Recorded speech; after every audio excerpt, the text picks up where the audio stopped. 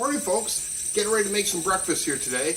I've been to the gym and now I'm getting ready to make some breakfast, and you can hear my coffee going right now. So you can see what I'm doing here. I've got a French press and I'm pouring in my water, and we're going to put the plunger in and let that steep. Now let that steep. People have asked me about my coffee several times. That's what kind of the pot looks like, and that's what it looks like. I don't use an automatic percolator or anything like that. Move those lights out of there. So I'll fix that before we come back. So anyway, we'll be back shortly. I'm going to make a vegetable hash this morning with some scrambled eggs, and be really tasty. See you soon. Okay, we're back. I fixed that troublesome light. So I did buy some lights to make this lit up a little bit better. Some people told me that there was a lot of blur from the overhead lights. So I bought some stand lights with umbrellas. Trying to do a little bit better job for you. Slowly by slowly, I'll get better. So I'm going to turn my camera down to my cutting board. And that way you can follow along and see what it is I'm doing. First thing I'm going to do is I've got some of that cured bacon. They call it bacon squares where I get it, but it's pork belly. It's smoked pork belly. It's hickory smoked. We're going to slice this into nice thin pieces. And this is going to add just tremendous amounts of flavor to this meal. And that piece we're going to toss. And this is where I finally chop it. It pretty much is going to just become part of our oil that we're going to use for cooking. So we're not actually going to add any olive oil or anything like that. That's what this is going to do for us. And I've already pre-seasoned my skillet, so I've got it warmed up. I'm going to wash my hands real quick. I'm big on washing my hands regularly. When I'm cooking, I'm constantly washing my hands because I'm touching lots of different stuff. Keep that in mind if you're ever cooking, especially things like chicken and fish. Make sure you're washing your hands in between and using different cutting boards and so forth. So, we're going to let that start to render down. And I think I've told you in episodes before that I will put an edge on my spatulas.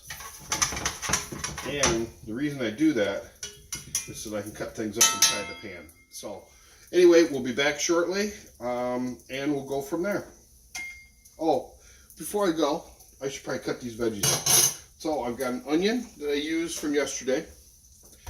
I've got a yellow squash. I've got a zucchini.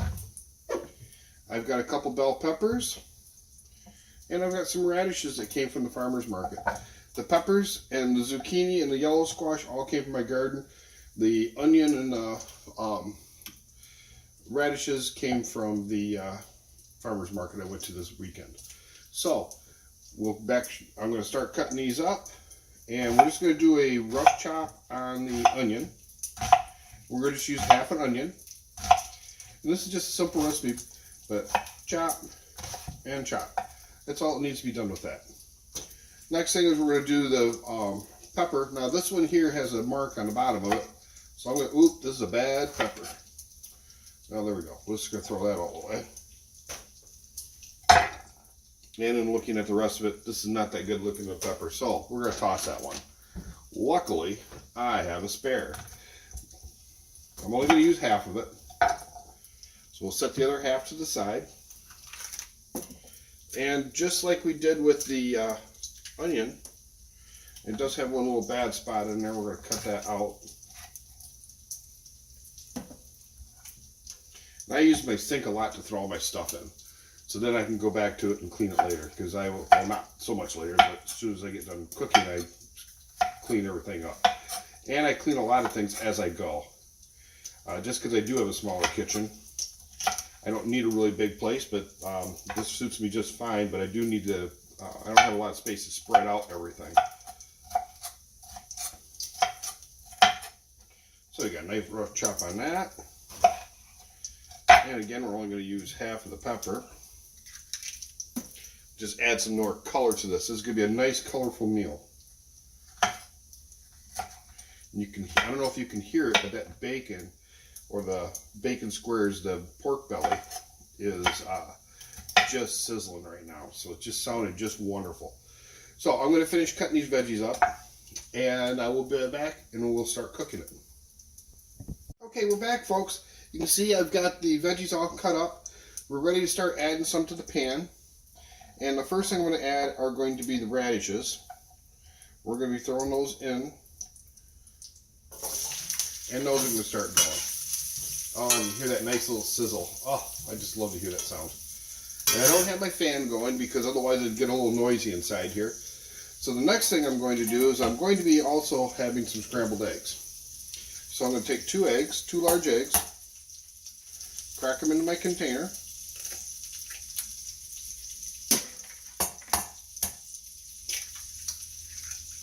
Oh, got a little piece of shell in there. This is a good thing to show you what to do. If you get a little piece of shell inside there, take your eggshell and kind of scoop it out. And it usually goes much easier. If I wasn't on camera, that would go a lot easier. But see, I just scooped that out, so we got that eggshell out of there. I'm going to take some heavy cream. Remember, we're on the paleo and keto. We don't use milk. Try to stay away from those carbs. I am also going to add some granulated garlic. Just a little bit of that. We're talking about a quarter teaspoon of it, or you could do it to taste. And I've got some ground cayenne pepper that I'm going to put in there also. 1, 2, 3 shakes, and that's that. And then we're going to mix this up. So I whisk it with my whisk and get it all nice and mixed really well.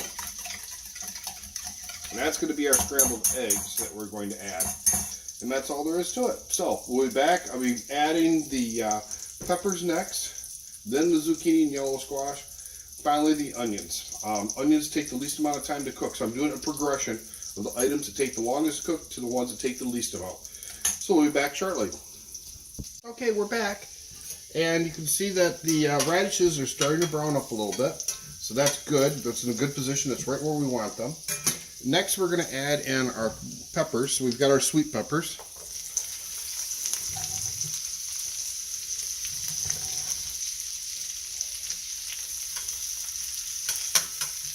So we've got our sweet peppers going in there. Oh, look at that beautiful color. Okay, we're going to start browning everything up. Then the next thing we're going to add is going to be our zucchini. So when we get ready to add our zucchini, I'll be back. Okay, folks, I'm back real quick. My coffee is ready to go. So I've got my French press. I've poured my grounds inside there, then my hot water. And then now I'm going to press it down. And it's going to make some delicious, delicious coffee. So we're going to pour ourselves a cup of coffee. And that's all there is to it with the French press. Makes such good coffee. This coffee is, it's so much better through a French press than it is through an automatic perk. Just for so many different reasons. But I fresh grind my coffee in the morning. It's a Kona blend I use. It's from Hawaii. It's just a really nice coffee that I like. There's several others I like too. I always like to try new things, so maybe along the way somebody will send me some different ones to try. But for the moment, this is the one I'm kind of with and using. So we'll be back in just a moment. I'm getting ready to throw the zucchini inside with the peppers and stuff. So we'll get it going. Okay, we're back. And you can see that our peppers are starting to brown up nicely. Our radishes are also. Our pork belly is all rendered down in there. So now we're adding our yellow squash and our zucchini into the mixture.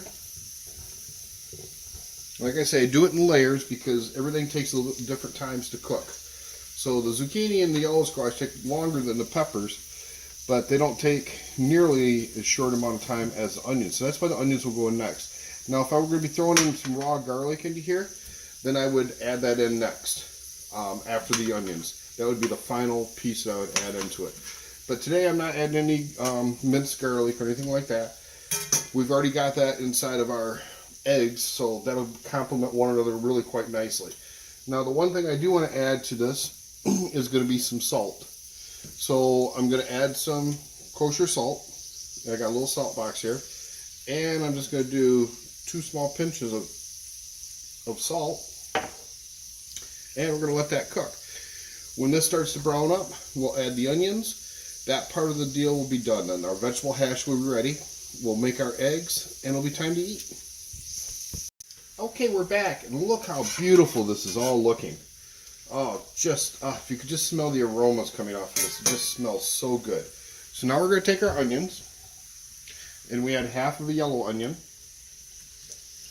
and we cut it up like so. And we're going to add that to the mixture as well. So a piece a little bit bigger I'd really like.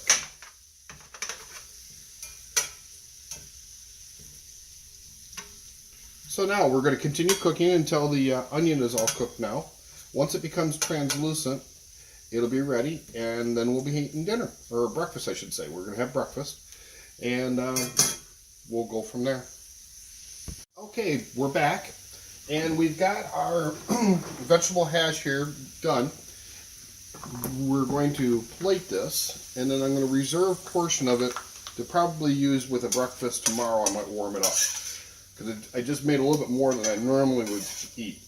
So I just want to put on what I'm going to eat. Oh, doesn't that look wonderful? And then the rest of this I'm going to put into a bowl, which will later be transferred to a container once it cools off.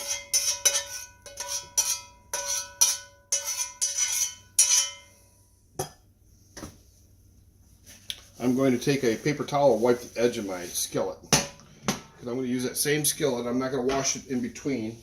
And I'm going to cook our eggs now. So, in go our eggs. Now, our scrambled eggs are to cook fairly quick.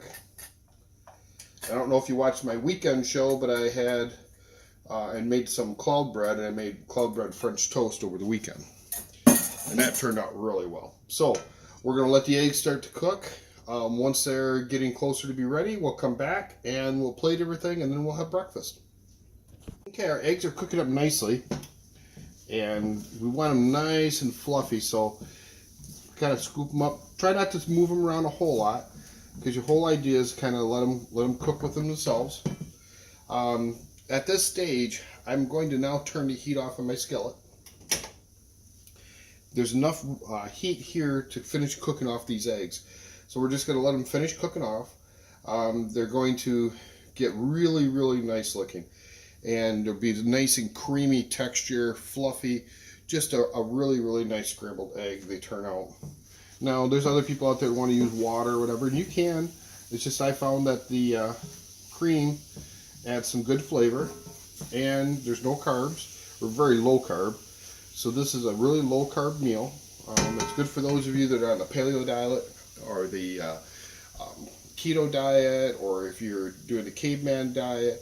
Low carb diet, Atkins, all those, it applies. Actually, my friend tells me that this actually qualifies as vegetarian also, since it's only using eggs and a little bit of dairy. They allow that, I guess. The vegans do not. So I was educated on that. So now our eggs are done. We're going to go ahead and plate these.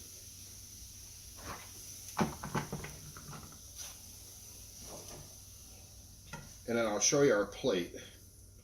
Oh, they just look wonderful. Just smell wonderful. And I put my skillet back into the sink, and I'm going to run some water on that. So there we go. We've got scrambled eggs with some vegetable hash for breakfast. And why don't we put a little bit of kosher salt just to finish over top of the eggs. Just a little bit, just a little sprinkle. So there we go. See you soon.